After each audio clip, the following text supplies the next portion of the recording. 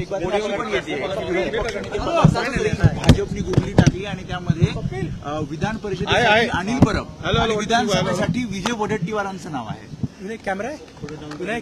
आपण असं नुकत्याच झालेल्या नगरपालिका नगर परिषदेच्या निवडणुका बघितल्या की महाराष्ट्राच्या संपूर्ण इतिहासामध्ये ह्या स्थानिक स्वराज्य संस्थांच्या निवडणुकींना एवढ्या मोठ्या प्रमाणामध्ये पैसा हा कधी वाटला गेला नव्हता. सत्ताधारी पक्षाच्याच लोकांनी सत्ताधारी पक्षाच्याच एकमेका पक्षाच्या नेत्यांच्याकडे कसे पैसे आले होते त्याचं संपूर्ण महाराष्ट्रामध्ये त्यांनी व्हिडिओ दर्शन केलं.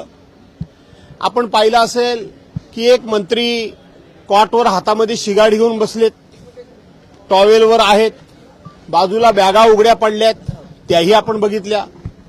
काही मंत्री हेलिकॉप्टरमधून पैशाच्या बॅगा ढकलत नेत आहेत पण कपड्याच्या बॅगा होत्या असं सांगितलं तेही आपण बघितलं. आणि आता सत्ताधारी पक्षातलेच एक आमदार त्या ठिकाणी व्हिडिओ गेममध्ये पैशाच्या बॅगाच्या बॅगा आणि नोटाच्या नोटा तिथे ठेवून ते खेळताना दिसत आहेत. याचा अर्थ की महाराष्ट्रामध्ये 2 नंबरचा पैसा किती आलाय सत्ताधारी पक्षांच्याकडे. मला देशाच्या पंतप्रधानांना एक विनंती वजा प्रश्न विचारायचा आहे की आपण नोटाबंदीचा निर्णय घेतला, आपण संपूर्णपणे त्या ठिकाणी डिजिटल करन्सी वापरामध्ये आणली, आता कॅशलेस देश करायचा, कुठलाही व्यवहार कॅशनी करायचा नाही आणि तुमच्याच सत्ताधारी पक्षाच्या लोकांच्याकडे एवढी मोठ्या प्रमाणामध्ये कॅश येते कुठून? काला धन. हा काला धन बाहेर काढण्याकरता म्हणून तुम्ही नोटाबंदी केल्यात, डिमोनायझेशन केलं त्यावेळेला. मग ह्या नोटा आल्या कुठून याचं उत्तर आता देशाच्या प्रमुखांनी देण्याची गरज आहे. केवळ राज्याच्या नाही तर देशाच्या प्रमुखांनी देण्याची गरज आहे की ह्या एवढ्या नोटा वारेमाप येतात कुठून.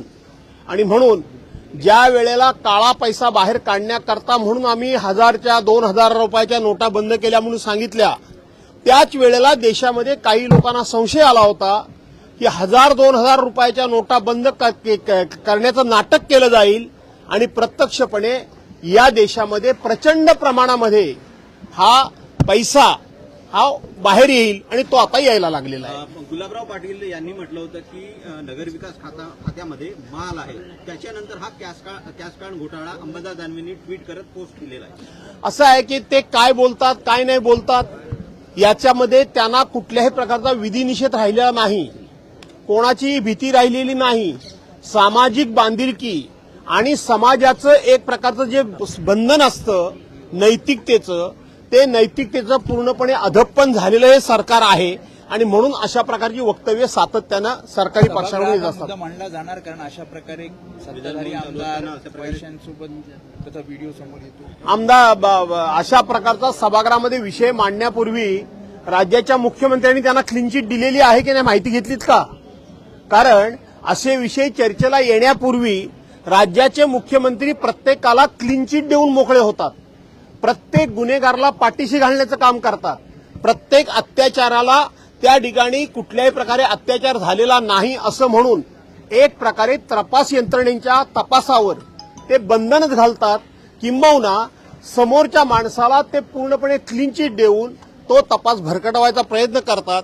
त्यामुळे सभागृहामध्ये हे विषय काढायला काढणार, परंतु काढून त्यातून फार काय हाताला लागेल असं नाही. संतोष देशमुख प्रकरणाला 1 वर्ष झालं, आणखी काही निर्घृण फोटो जे आहेत ते समोर आले. संतोष देशमुख प्रकरणाच्या संदर्भानं अजून म्हणावी तशी कारवाई झाली नाही.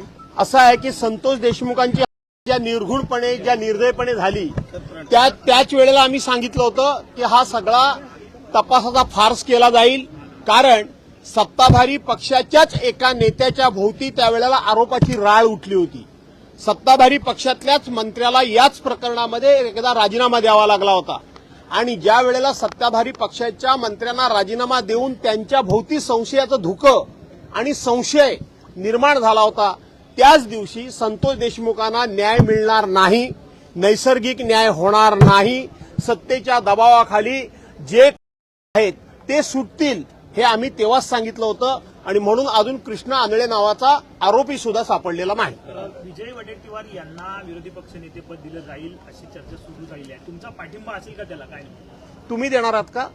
तुमच्या हातात आहे का? चर्चा आहे. नाही, मग तुमच्या हातात असेल तुम्ही असेल तर सांगा. रोज नव्या बातम्या धन्यवाद.